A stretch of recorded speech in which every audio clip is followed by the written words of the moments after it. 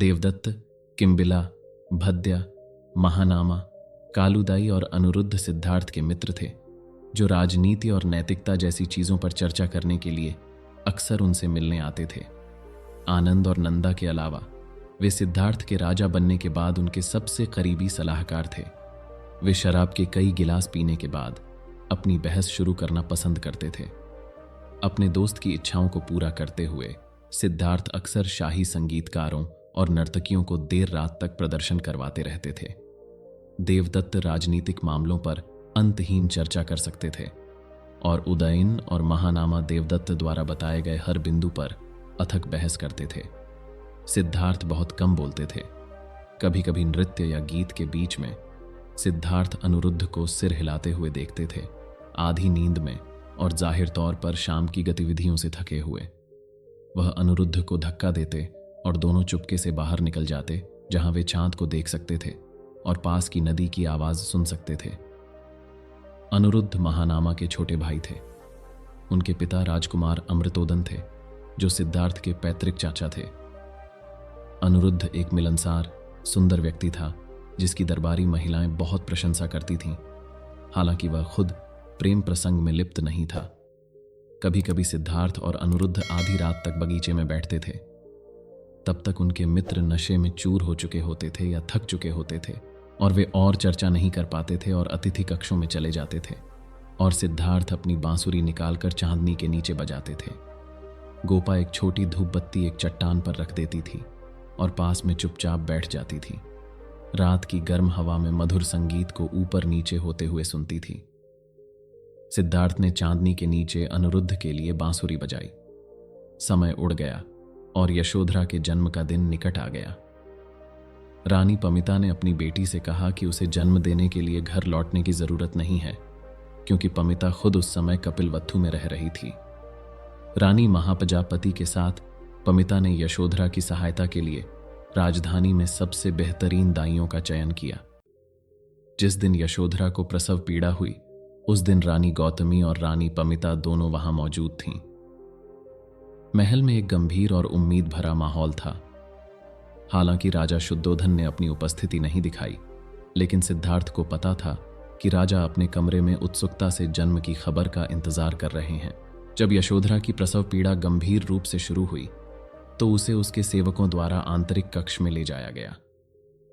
अब भी दोपहर का समय था, लेकिन अचानक आसमान बादलों से काला हो गया, जैसे किसी देवता के हाथ ने सूरज को छिपा दिया हो।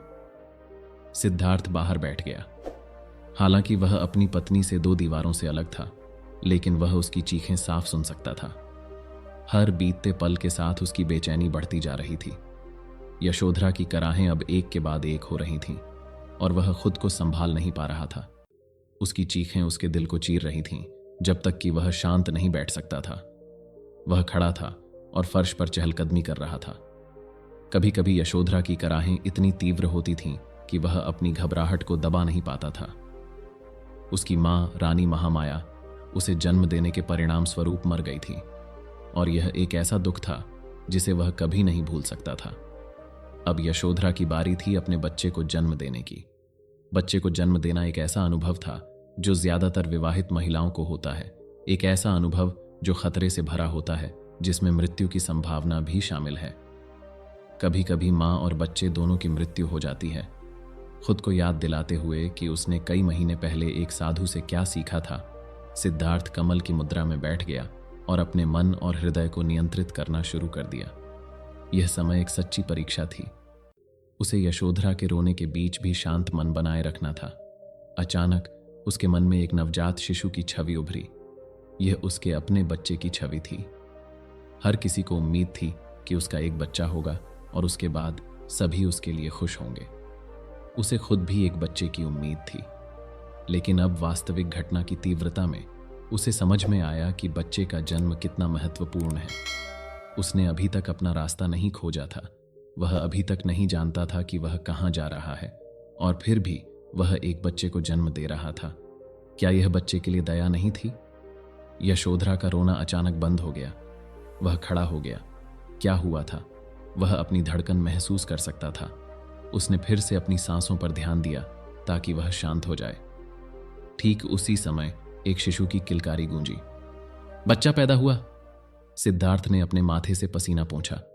रानी गौतमी ने दरवाजा खोला और उसे देखा। वह मुस्कुराई और सिद्धार्थ को पता चल गया कि यशोधरा सुरक्षित है। रानी उसके सामने बैठ गई और बोली, गोपा ने एक लड़के को जन्म दिया है। सिद्धार्थ मुस्कुराया और कृतज्ञता से अपनी मां की ओर देखा। मैं बच्चे का नाम राहुल रखूंगा।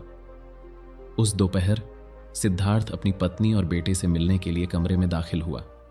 यशोधरा ने उसे देखा। उसकी चमकती आंखें प्यार से भरी हुई थीं। उनका बेटा रेशम में लिपटा हुआ उसके बगल में लेटा था और सिद्धार्थ केवल उसका मोटा सा चेहरा देख सकता था। सिद्धार्थ ने यशोधरा की ओर देखा जैसे कि कुछ पूछना चाहता हो।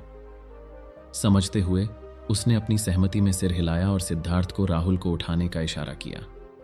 सिद्धार्थ ने शिशु को अपनी बाहों में उठा लिया और यशोधरा देखती रही। सिद्धार्थ को लगा जैसे वह तैर रहा हो, लेकिन फिर भी उसका दिल चिंता से भारी था। यशोधरा ने कई दिनों तक आराम किया।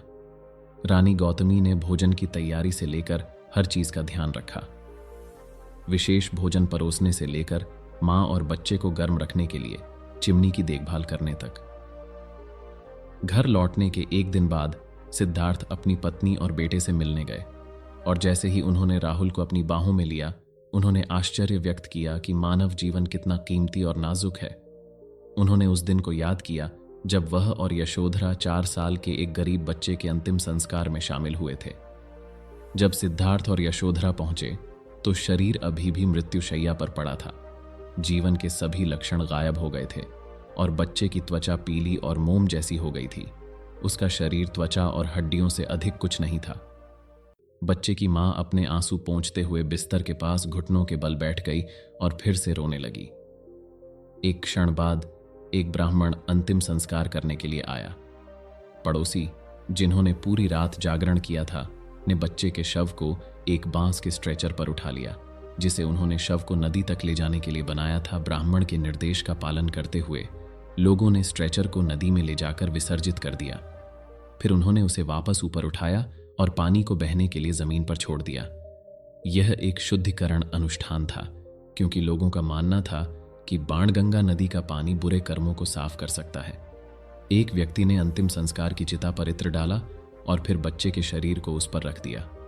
ब्राह्मण ने एक जलती हुई मशाल पकड़ी और मंत्रोच्चार करते हुए चिता के चारों ओर घूमे। सिद्धार्थ ने वेदों के अंशों को पहचान लिया। ब्राह्मण द्वारा चिता की 3 बार परिक्रमा करने के बाद उसने उसे जलाया और वह जल्द ही आग की लपटों में घिर गई। बच्चे की मां, भाई और बहनें विलाप करने लगे। कुछ ही देर में आग ने छोटे लड़के के शव को भस्म कर दिया। सिद्धार्थ ने यशोधरा को देखा और देखा कि उसकी आंखें आंसुओं से भरी हुई थीं। सिद्धार्थ को भी रोने का मन हुआ। बच्चे, हे बच्चे, अब तुम कहां लौटोगे? उसने सोचा। सिद्धार्थ ने राहुल को वापस यशोधरा को सौंप दिया। वह बाहर चला गया और शाम की छाया गिरने तक बगीचे में अकेला बैठा रहा। एक नौकर उसे ढूंढता हुआ आया। महाराज, रानी ने मुझे आपको ढूंढने के लिए कहा है। आपके शाही पिता आपसे मिलने आए हैं। सिद्धार्थ वापस अंदर चले गए। महल की सभी मशालें जल चुकी थीं और चमक रही थीं।